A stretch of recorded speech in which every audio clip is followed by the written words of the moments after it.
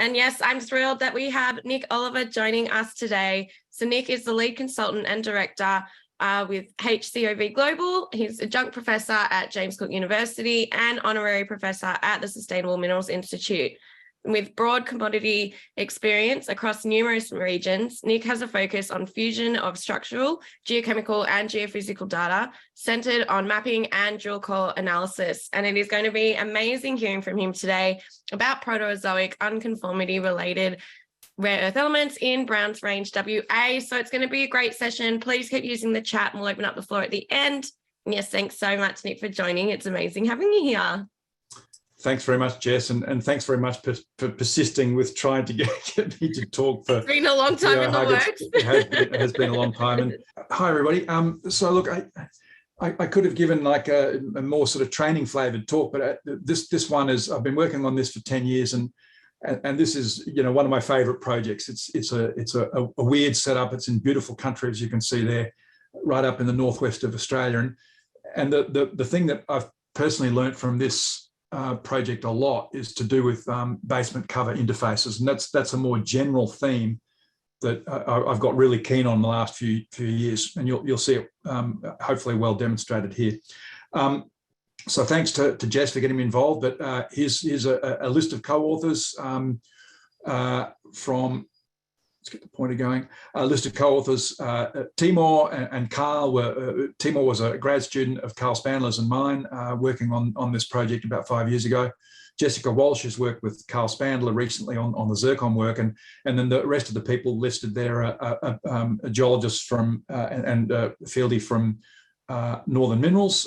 This is the notorious, infamous, famous hamster Brinsden, who used to play in a backing band for Led Zeppelin. So he's been around for a while, and he's one of those terrific fieldies that never gives up and goes and hunts things with you and for you the whole time. So acknowledgements to him. Also to these three gentlemen at the back, John Gulovich, retired consultant from Cairns, who got me into this project in the first place, and Andy Wild and Evgeny Bastrikov, who I'll mention as we go through. So let's get into it. The first introduction is dysprosium. So this is one of the weird elements on the periodic table, and so these highlighted elements here are the elements that are being extracted by Northern Minerals up in the Kimberley there. And so, you know, what is dysprosium, apart from being a weird rare earth? The main use, industrial use, is these top 2 points. It's used as a supermagnet. It's one of the most magnetic. It's more so than iron. It's readily magnetized, and when you combine it with iron, it's used for supermagnets, and because it raises the Curie point of steel alloys. And it's also really good at neutron absorption. And so those 2 points there means that dysprosium alloys are the #1 things that are used in supermagnets that are used for lifting nuclear fuel rods. But it's also, you'll find that there's now increasingly so small amounts of dysprosium in all of your smartphones, etc., because it's used in miniaturization electronics because of its supermagnet properties. So it's one of those sort of genuine strategic metals. And even though the statement has come from the Northern Minerals website, it's true, because they've started a mining operation up there in the Kimberley, and it really is poised to be the rare earth market in the world, is particularly the heavy rare earth market, is dominated by China, and this deposit and this project is set to become the most significant competition to the Chinese stranglehold on dysprosium production. So a fairly interesting metal. The next part is, the next introduction is basement cover hydrology, and this little cartoon here is my understanding of the original Riedel experiments. And Riedel basically set up 2 bricks with some clay and some wire, clay on the top and some wire in between, and slid those bricks past each other to see what would happen in the cover. And what happened in the cover when those bricks slid apart in the basement, it produced a nice series of offset stepped normal faults, and then a whole bunch of offset stepped reverse faults in shortening. And so this sort of general concept of cover basement dynamics has been around with us for 60 or 70 years, but it's very relevant to the story I'm going to be telling here. And so just as part of this general introduction, if you start trawling through the literature like I've been doing in my consultancy work, particularly in the last 5 years. If you look at what people have said about basement cover interaction, there's a big part of the literature on porphyry localization that talks about this. And the reason it's talked about in porphyry localization is the cover in this case is the upper crust, and the basement is the mantle lithosphere. And in the porphyry world, people have used this as a way of explaining the localization of porphyry clusters along an arc. And that relates to the upwelling of asthenospheric material in the mantle, which results in localization of the melting in the base of the crust, which in turn relates to the localization of the position of the porphyries. And all sorts of reasons for the slab tears. So, for example, people talk about subducted trenches, people talk about subducted seamounts, etc., as a reason for localization in that basement. And just a very quick example, probably the easiest to understand example in the world is Java in Indonesia. And this is the Australian plate, the oceanic part of the northern Australian plate. This is the oceanic part of the Javan arc. And basically these tears in the Australian plate are then transmitted to become tears in the Javan, I don't even know what I should remember what the name of that arc is. It's just on the tip of my tongue. But the arc that's got Indonesia in it has got these tears in it. And then those tears become the location of all the, in fact, this is an active volcano today. It erupted several months ago. This is the active volcanoes, and this is the paleoporphyries. These are Oligocene to Miocene porphyries that are lined up along that arc. Their spacing is related to the position of these transfer structures in that arc. And those transfer structures in turn are inherited from, even inherited as far away as from the Australian plate. So this is a really good example. I recommend this paper by Bruce Warlock. He was able to give this talk based on the work that Intrepid did to find this Tujabuka porphyry copper, which is now being mined by Medeka Copper Gold. So a really simple and beautiful example of the spacing of porphyry systems being controlled by this basal structures. And this has been reasonably well understood in Chile for a long time. And this is a relatively recent paper by Paul Gow and John Walsh that talked about this. And it's been talked about for quite some time by Chilean geologists as well, with Escondida, et cetera, and Jeremy Richards' work. But Paul and John Walsh recognised also these beautiful gravity ridges sitting in the Andean, the lower Andean crust, that are then manifest as structures that are producing these conjugate arrays within the main arc that contains the porphyries in Chile. And so the biggest of these porphyries seem to be on basement structures that are inherited from the pre-Andean parts of the effectively in Argentina, transmitting these orthogonal structures within the Chilean arc, as well as interaction with the Pacific plate. There's a long story there, which I won't go into, but it's another example of the influence of the basement on the distribution of mineral deposits. Applicable to many other systems, and this is orogenic gold, and you can see this around the world. There's not so many projects I can talk about specifically because there's a few big companies that are onto this in a big way, and that's the use of gravity and basement structures in trying to identify the position of where orogenic gold deposits are localized. One example is the West African system here around Obuasi in Ghana, and people have talked about this in the Yilgarn, people have talked about this in the Abitibi.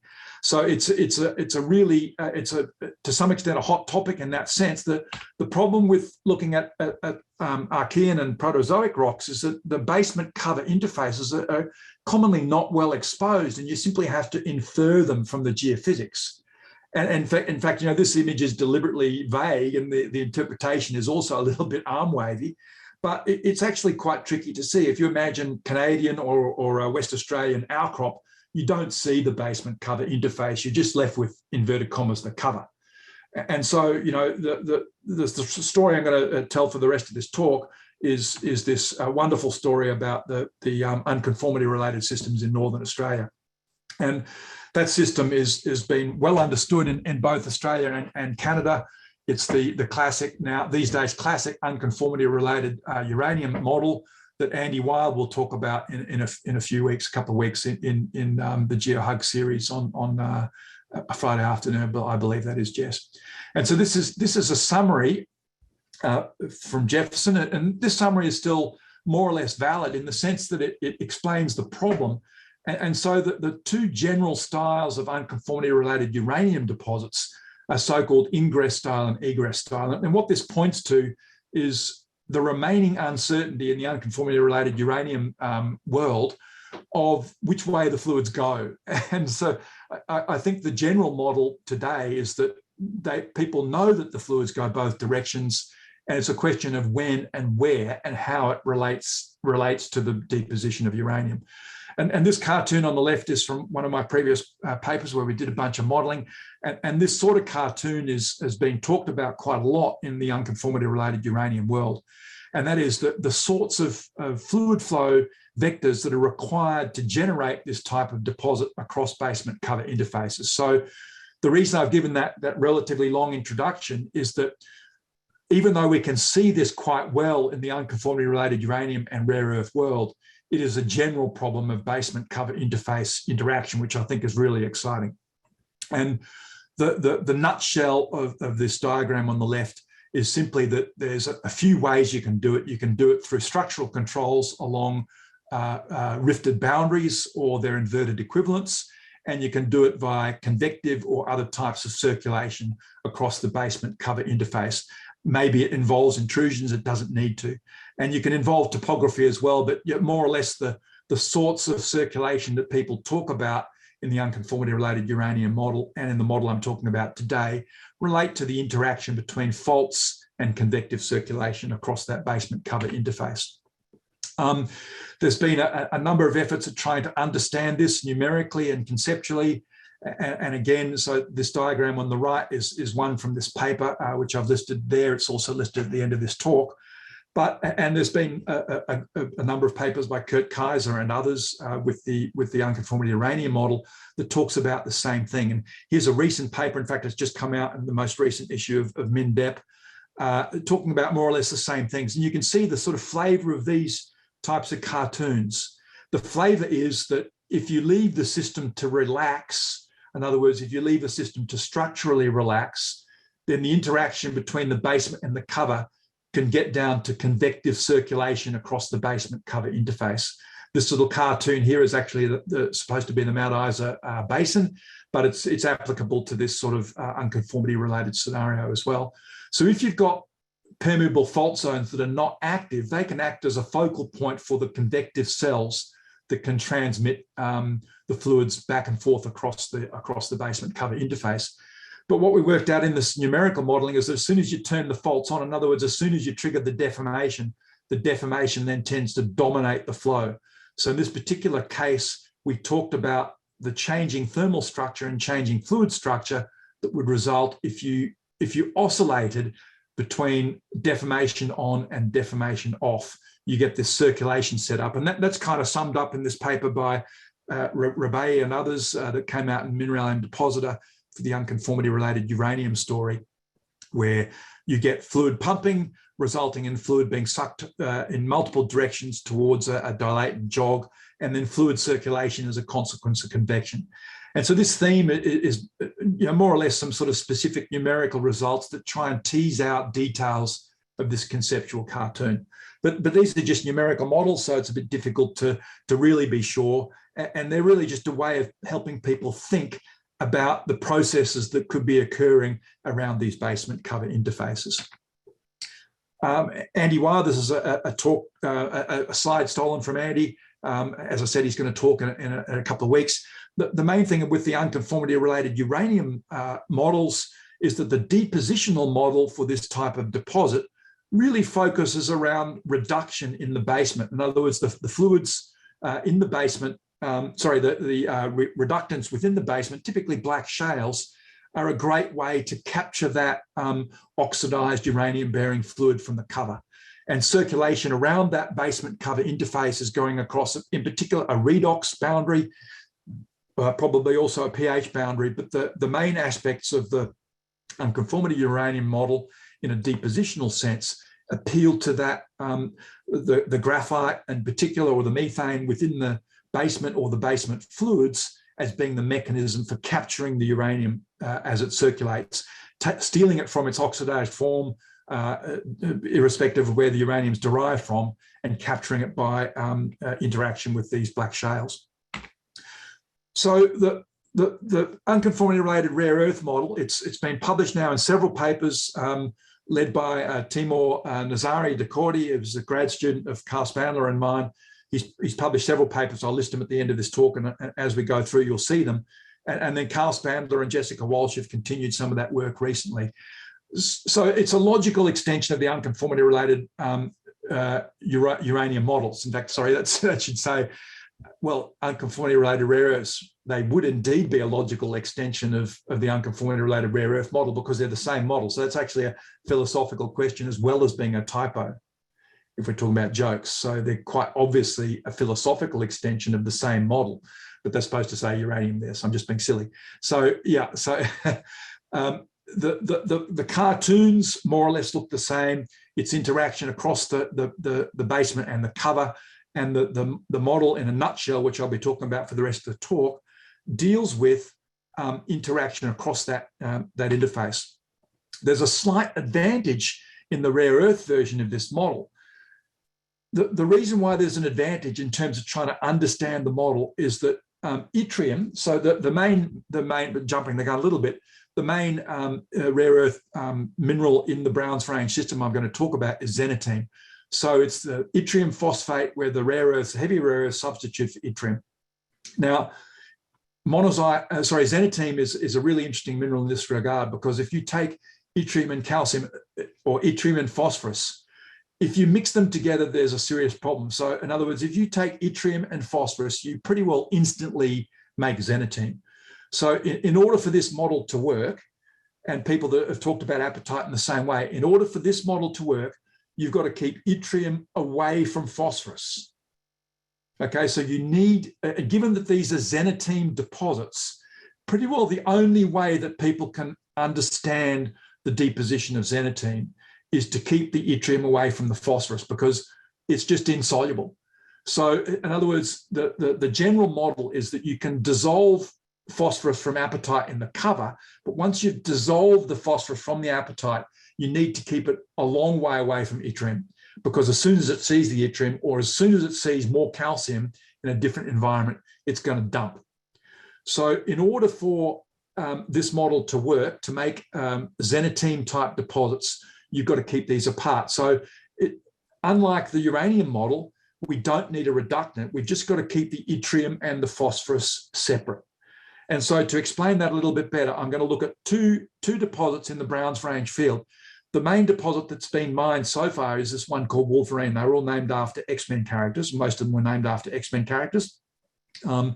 Wolverine is the one that's been mined. The one I'm going to talk about a little bit later is Dazzler, which is a pretty spectacular deposit. Okay, so here's the comparison. So this is a slide that Andy Wild sent to me of Ranger, the Ranger uranium deposit, and there's the Kombolji sandstone in the background sitting above the basement. The Kombolji sandstone is one of these Birundudu group sandstones. It's the same sandstone that you see in the Browns Range. So here's the Browns Range pilot plant.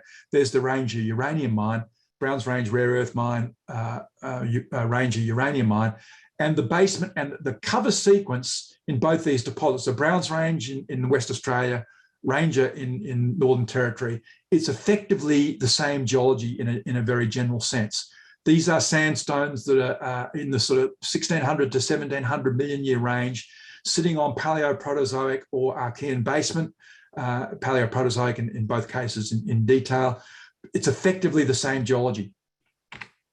So let's have a look at that geology. So this the yellow rocks here are effectively these Paleo to Mesoproterozoic rocks of the Birundudu Basin. So this is the Birundudu Basin, and here a whole bunch of other basins in here, the MacArthur Basin, the Victoria Birundudu Basin, the Kimberley Basin. These are rocks of about 1700 to 1650, 1640 million years age that sit on top of Paleoproterozoic cover. So over in Queensland, it's the MacArthur Basin sitting on top of Mount Isa. in Northern Territory, it's the MacArthur and Birrindudu basins sitting on top of these older Pine Creek origin and related. So the unconformity-related uranium deposits are sitting around this interface in here. And then Western Australia, the unconformity-related rare earths are sitting around the same interface, just expressed as rare earths rather than uranium.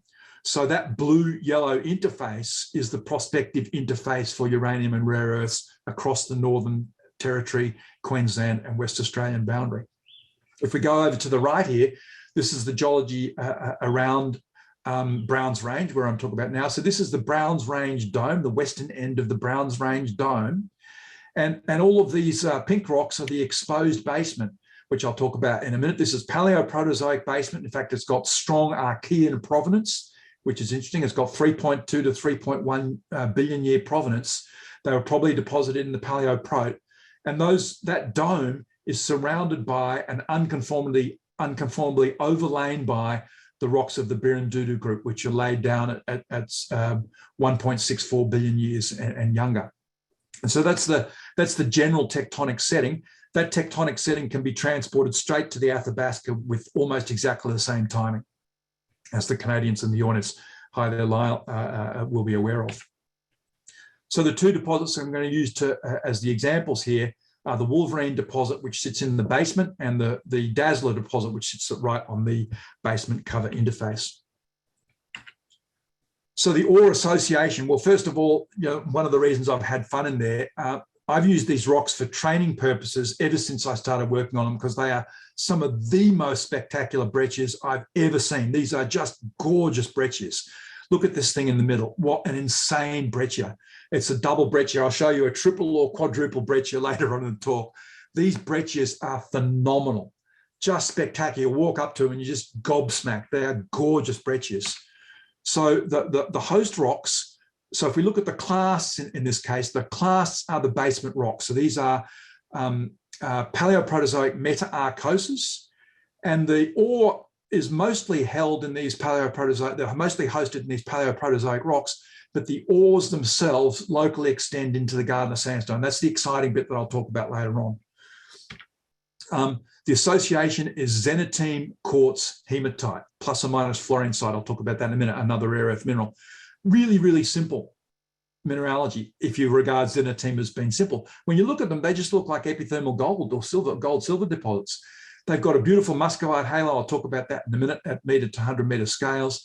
So the types of ore you get, the best ones are hosted in these beautiful hydrothermal breccias, but you also get them hosted in cataclasites. These are xenotime cataclasites. Go figure, WTF. Xenotime cataclasites. All of the pink stuff in there, or most of the pink stuff in there, is a mixture of xenotime and hematite. Isn't that nuts? Just insane. Epithermal style textures. For those of you that worked on epithermal, you'll look at this and you go straight away, you go, oh, epithermal. It doesn't really look like orogenic gold textures at all. These are really open space, relatively shallow. The work that Timur and JCU colleagues did, fluid inclusions in the 150 to 350 degree range, more or less overlapping with what you get from unconformity-related uranium deposits. And the ore has been carefully dated by Timur, Carl, and Jessica Walsh. It's really clear that they're forming at this really interesting period in Northern Australian history. This is the age of deposition of the Mount Isa Basin. It's the age of deposition of the Gardner Sandstone. So there's hydrothermal xenotime being deposited at the same time as detrital xenotime is growing in the overlying Gardner Sandstone, and that will become a really important feature of what I talk about later on. But just focus on these slides for a minute. These are beautiful hydrothermal / tectonic breccias, mostly sitting in fault zones. In more detail, so this is Timur's work, the textures that he pulled out from a complicated paragenesis. This is effectively what's happening in the 1640 to 1600 range in these basement Archean to Paleoproterozoic sandstones. So there's the background sandstone host, strongly altered now. They used to have a lot of K feldspar in them that's been blitzed into muscovite and quartz. And all of this pink stuff you see in here is xenotime, the yttrium phosphate, stuffed full of dysprosium, neodymium, etc. And so they did a lot of textural work on this. I'll touch on that very briefly as we go on. But that's effectively what the best ores look like if you look at them in hand specimen scale. This is the stuff that they're mining. It's free milling. It's relatively easy to make a concentrate. You would think that the metallurgy of it is complicated, but it's not. It's basically an acid leach, and then you combine the soluble rare earths into a carbonate form, and that carbonate concentrate is the stuff that's been shipped abroad as a concentrate. Wolverine's the main ore body in the basement range metamorphics, Browns Range metamorphics, like I talked about. It's maybe sitting 100 or 200 meters below that paleo unconformity. And the first thing you notice about the geochemistry is that if you just take bulk samples, everything shifts towards muscovite. So you take that original K-feldspar muscovite quartz arkose and you convert it into a muscovite quartz rock. Those muscovites are really interesting. When you take them apart, they're stuffed full of fluorine and chlorine. So there's the first big hint. The background muscovites, so these are the arkose muscovites. They're really distinct. The arkose muscovites are big and fat. They're just like a typical sort of green schist fasces muscovite. They've got very little chlorine and fluorine within them, and they're quite distinct from the association that's got the xenotime in it. So here's the xenotime, thin or fine-grained muscovite stuffed full of fluorine and chlorine. So the ore fluids are salty. They're fluorine and chlorine rich. They formed at 150 to 350 degrees from fluid inclusion works. And interestingly now, Evgeny Bastrikov, he contacted me just this morning. Evgeny is working, I worked with Evgeny before. He's a very good hydrothermal geochemist. These guys are now starting to try and understand the rare earth solubility in sulfur and phosphorus bearing fluids, which I think is key to trying to understand that. So if you're interested in following this up, there's a link to the work that's going on at the moment. So a few key hints. We've got saline fluids, and this is part of the unconformity-related uranium story as well. But here we've got direct evidence of those saline fluids in the form of the muscovites that are hosting the ore and causing the alteration around those ore bodies. So here's what they look like. Pardon the names. Hamster is my friend. I don't know if he's looking. Dave Brinsden. He's the guy that used to play in the backing band for Led Zeppelin, nicknamed Hamster. And so I started naming faults after various rodents. So there's the capybara fault, the hamster fault, the guinea pig chute, et cetera, et cetera. But this is what the ore bodies look like. So the Wolverine main lode is effectively sitting in a fault zone. And so it's a mixture of hydrothermal precipitate within that fault zone and subsequent cataclasites that are ongoing faulting that's occurring during and after the mineral deposition. It looks like they're oblique faults that have got a normal and strike slip component to them. So this is what the ore body looks like. This is the Wolverine ore body. It sits on mappable faults. You can map these faults out into the field with those beautiful breccias into them.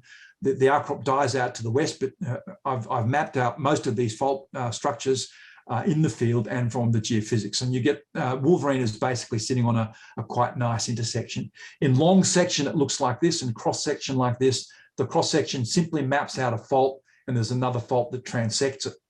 There are also faults that are parallel to the ore body. They look like this. So here's my leapfrog model of the ore body. There are faults that are tearing that ore body apart as the ore deposition is occurring. So it's got a normal throw to it. It's got a heave that relates to a strike slip component. So the ore body is partly dissembled into these sublodes that are a consequence of the interaction between the faulting and the mineral deposition. So it's pretty clearly syntectonic in that sense, and that deformation is occurring at between 1640 and 1600 million years. So that's effectively the summary of that ore deposit style in the basement. Fault control, clearly it's got parallels to the unconformity-related uranium deposits in the Athabasca. And in the Australian context, these are effectively basement-controlled uranium, or in this case, rare earth deposits that are clearly fault-hosted. And these faults look like they've got an extensional and strike slip component to them. So let's look at fluids at the basement cover interface for the rest of the talk. This is the really exciting part. So here's that same photo. The basement, so this is the Browns Range metamorphics. Paleoproterozoic. There's the Birrindudu Basin sequence sitting on top of it. There's the unconformity. And we're now going to go and look at this Dazzler deposit down here right on the basement. And there's a projection, a quick schematic projection. You can see all the drill pads there on they took the drill rigs. You can see one of the drill rigs there, took the drill rigs around to the cover and drilled through. And it turns out that the ore body, it's partly exposed at surface, but not particularly well. It's effectively sitting underneath where all these drill rigs are. And the projection of that ore body sits in exactly that position. So this Dazzler ore body is partly hosted in the basement, but significantly hosted in the cover. Okay, so this ore body sits right across that basement cover interface. So really, really interesting situation for it to be in. So I went out recently with these guys in the field. This was just from June. So this is probably, Jess, this is kind of interesting that you made me, well, I made you wait for this talk because I went back and went out mapping recently. And this was really exciting. We found some really crazy stuff. So here's Alex Fiscalis. You see the figure there, and you see the beautiful countryside here, some nice Grevilleas or Hakias or something sitting there. Just great work, great place to do field work. And the next image I'm going to show you here, but the point about this is that on this side is the rocks look the same, but they're not. On this side is the Browns Range metamorphics, and on this side is the cover. So this is the basement cover boundary at this particular location. And I'm going to show you a couple of interesting rocks from here near the basement cover interface. So these are hematitic sands. This is the Gardner sandstone of the Birrindudu group. You can even see crossbeds sitting in there. And this is kind of like a really weird contact, and it confused us for quite some time because this is the Browns Range metamorphics, and it's kind of got sand. And this is not a hydrothermal breccia. It's not even per se a tectonic breccia. This is sand that's cementing it. So this brown stuff is hematitic sand. So it kind of looks like the same material. We're looking at this and going, what is this? It kind of looks like some sort of weird injection breccia, and what was it? And so we got a bit puzzled by this because we kind of ruled out it's not a hydrothermal breccia.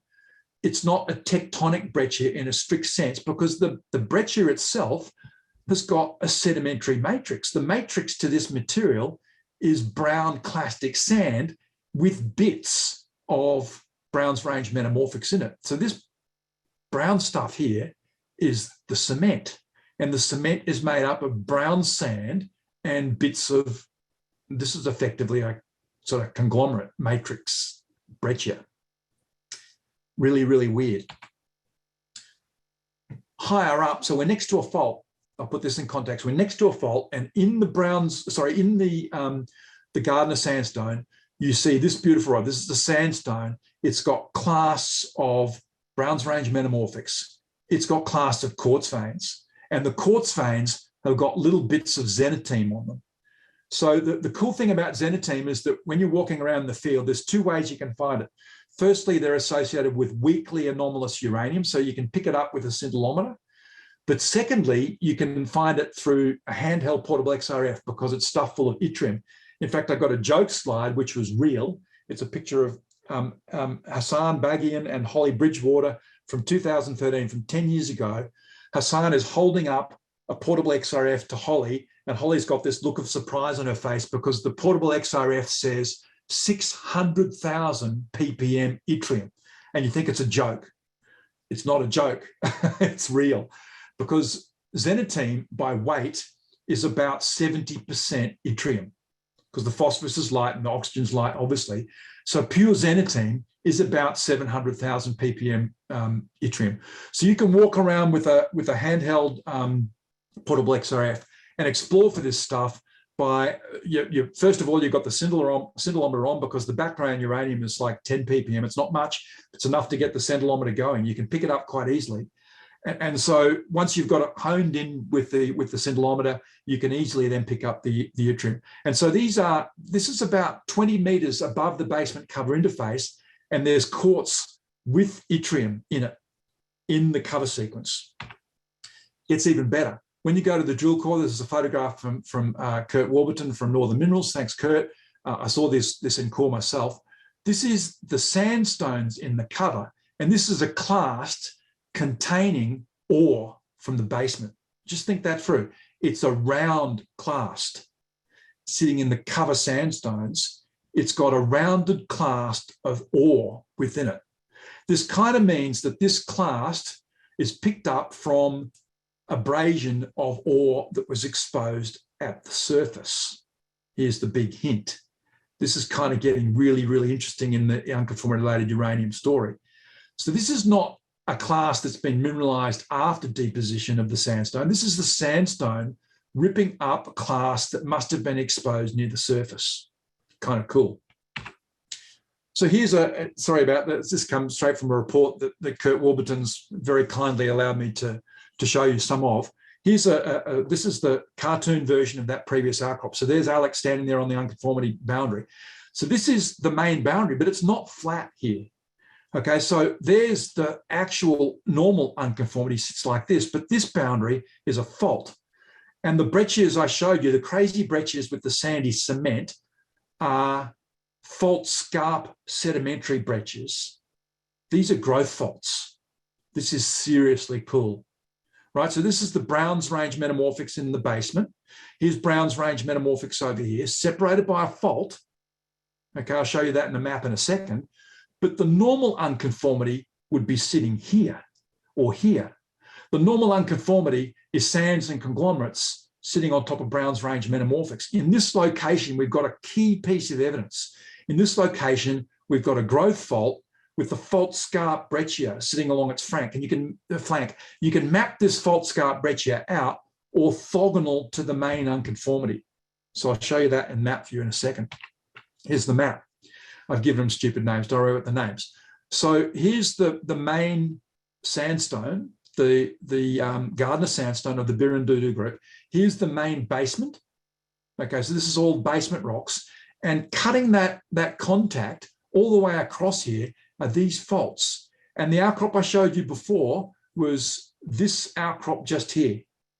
Okay, so here's the main unconformity. The main unconformity runs around like this. This is the southwestern contact of the basement with the cover. Here's the main unconformity. That unconformity is transected by these faults. And these faults have got beautiful fault scarp breccias sitting right on the boundary. And Kurt Warburton just recently let me show you this, which is great, because here's the surface grid of the soils. And remember, these are residual soils. These are more or less in situ soils because there's almost no transport. And this is the yttrium results from across that basement cover interface. So there's the Dazzler ore body.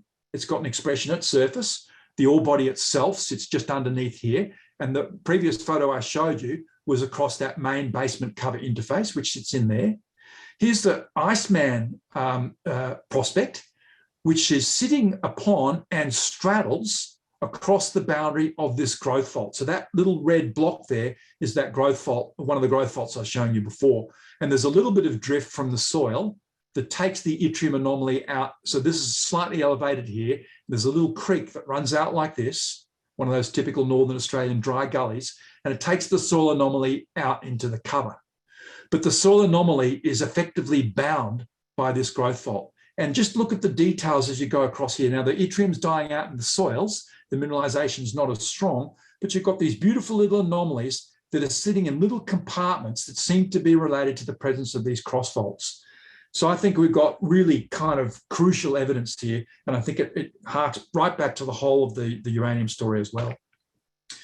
So this is a summary slide that it gets even better. So when I've reversed the time sequence a little bit because the growth fault idea I came up with previously when I looked at the drilling through the Dazzler deposit. This is now showing you the rare earth. This is the heavy rare earth total heavy rare earths in red in the leapfrog model. The SAR unit there is a basal mudstone that is sitting right at the bottom of the Birrindudu group. Really, really interesting. It's not a conglomerate in this place. It's a little sub-basins that are made up with this clay. It's called the SAR. And the SAR is the anomalous unit that contains the best and potentially mineable grades of rare earths in this Dazzler project.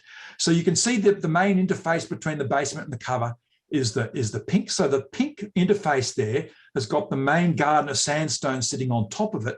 but the boundary, the distance between the pink and the yellow there defines these little subbasins. These are these little clay-rich subbasins that have got the best rare earth grades sitting within it.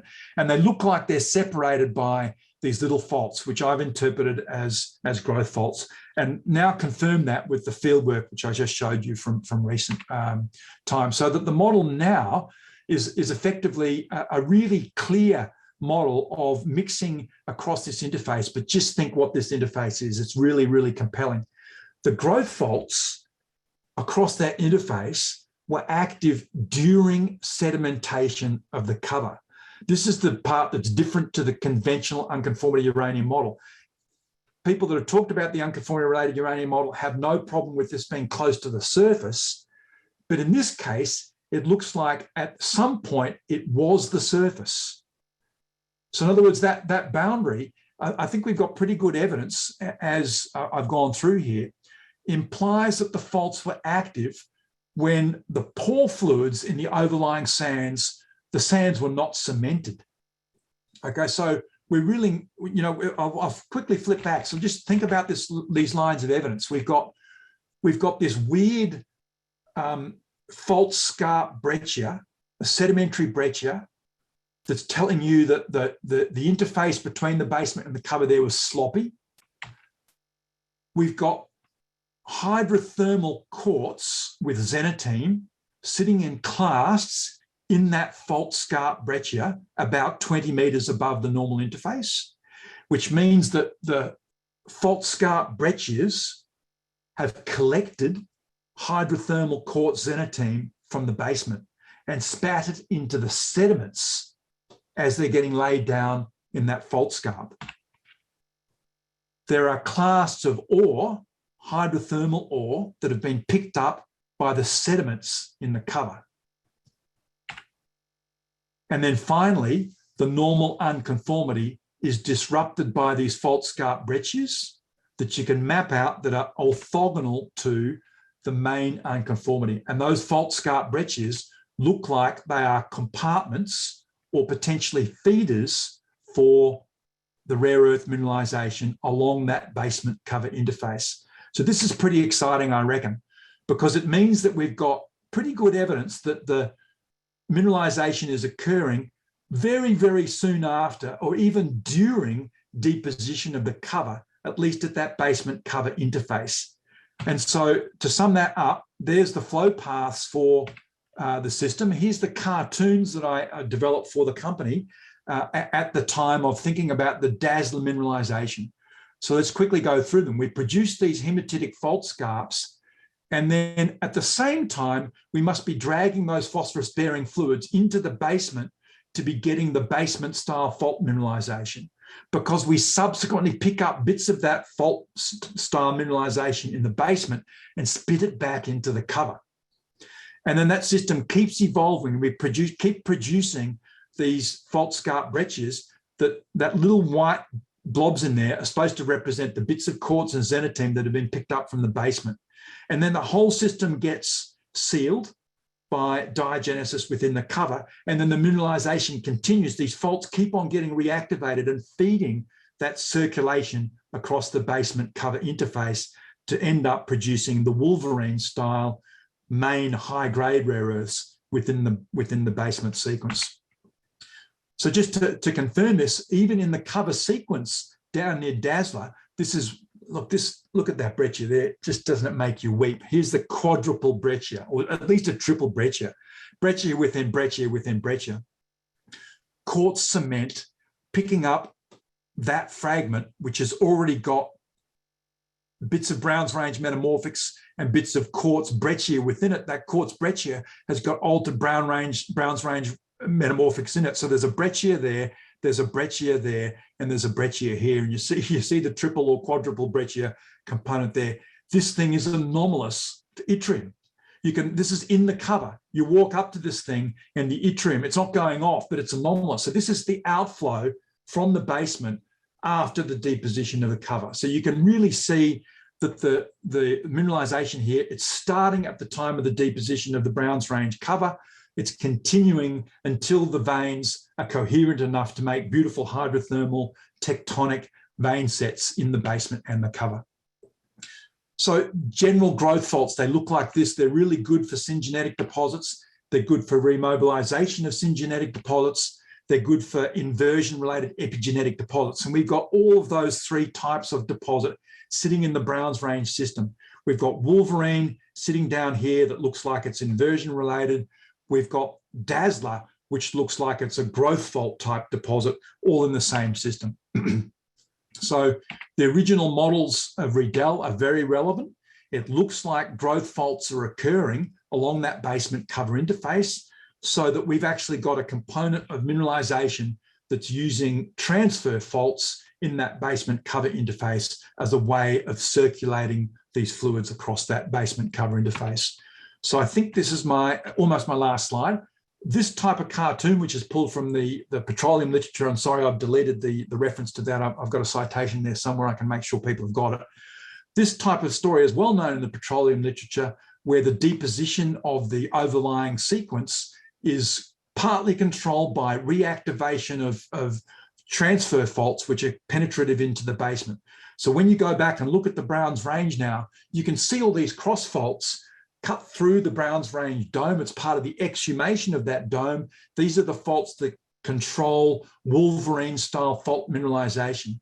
These same faults penetrate into the cover and were active during deposition of the overlying cover and continued being active right to the point where the mineralization is producing this really great dysprosium ore body in the basement, and also producing mineralization at the same time in the basement cover interface, specifically as transfer faults are developing in that cover sequence.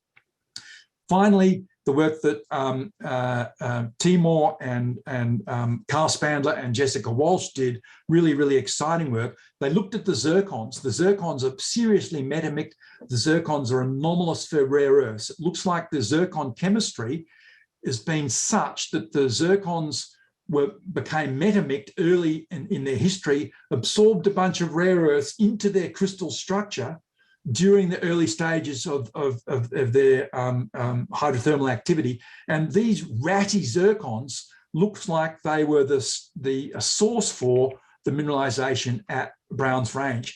And so this is really quite interesting, because the key thing in the story with the uranium is, where does the uranium come from? And people argue whether it comes from the basement and the cover. In fact, that recent paper I talked about talks about the uranium coming from the cover.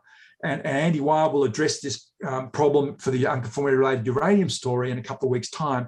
But in the Browns Range context, the work that Carl and Jessica and Timur have done clearly show that the rare earths come from this Paleoproterozoic to Archean source. Really definitively, this epsilon neodymium values are kind of nuts. You cannot get them from the 1600 million year rocks. They must have an old provenance. And they've done a lot of work to sort of demonstrate that the likely source for the rare earths was the zircons that are contained within that basement themselves. So if we stick all of that together, there's their papers that they've been releasing at the moment. We stick all of that together. The story here, sorry to flip backwards and forwards, I didn't end up, because Jessica knew I was still preparing the last slide 5 minutes before we started. But the bulk story here is really quite exciting. We've got good evidence for interaction between the basement and the cover. We've got to keep the yttrium and the phosphorus separate. The yttrium has come from the basement. The phosphorus must have come from the cover. In fact, there's a lot of work now, including work from Carl Spandler. Carl's running the Strategic Minerals Institute at the University of Adelaide now. That is a specific plug for Carl. If you want to understand rare earths, go and see Carl. He's tremendous at this stuff. Him and his team down there, I work with them at JSU. The rare earths are clearly coming from the basement. The phosphorus must be coming from the cover. You've got to keep them apart until you make the xenotime.